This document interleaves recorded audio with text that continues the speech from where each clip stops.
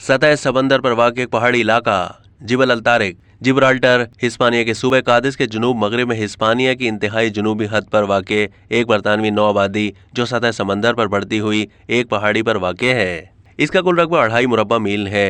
Hispania के कुतः अराजी से एक रेगिस्तानी टुकड़े के जरिए मुंसलिक है। जिबल अल तारिक को हर दौर में बहीरा रूम की कलीद की हैसियत हासिल रही है। इसी वजह से हर दौर में इसके इस्तेहकाम पर खासी तवज्जो दी जाती रही। ज़माने कदीम में इसे कादस हरकोलियम कहा जाता था। अरब इसे खलीज उज़ ज़का कहते हैं। इस नाम की वजह तस्मिया यह है कि 711 हिजरी में तारिक बिन ज़ियाद ने साहिल पर उतरकर अपनी कश्तियां जला डालीं।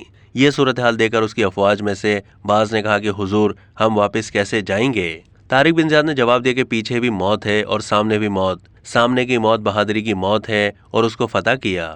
उसका दूसरा नाम जिबल अल फतह है। जिब्राल्टर जिबल अल तारिकी की बिगड़ी हुई शक्ल है। जब अल मुहित खलीफा अब्दुल मोमिन अपनी अफ्रीकी मुहिम 1159 तक 1160 से वापस आया तो उसने अपने बेटे यूसुफ आमिल अशबीलिया को जिबल अल तारिक पर नया शहर बसाने का हुक्म दिया ताकि वो शहर कुर्तबा, गरनाता और अशबीलिया पर होने वाले हमलों का मुकाबला कर सके। ये शहर फिर जबरदस्त लश्करकशी के लिए एक मुस्तकर और महल इज्तिमा का काम दे ताकि वहाँ फौजें ठहराई जा सकें। चुनांचे इस खूबसूरत शहर में जामा मस्जिद और खलीफा का महल तामीर किया गया। अल मोमिन ने नवंबर 1160 में जब नए शहर का मुआयना किया तो उसका नाम मदीनतुल फतह रखा।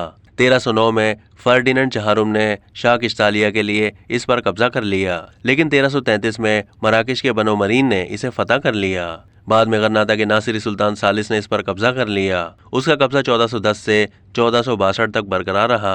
बिलाखिर 20 अगस्त 1462 को मदीना चंदोना के ड्यूक अजमान ने हेनरी चहारुम शाह किश्तला के लिए इसे फतह किया।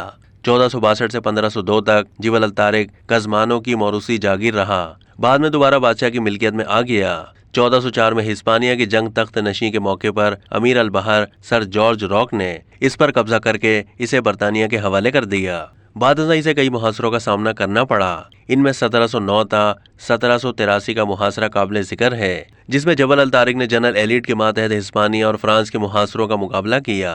10 सितंबर 1967 में जबल अल तारिक के बाशिंदों को मौका दिया गया कि आया वो बरतानिया के साथ रहना चाहते हैं या स्पेन के इक़्तिदार के तहत आना चाहते हैं। चुनांचे उन्होंने बरतानिया के साथ अलहाक को तरजीह दी।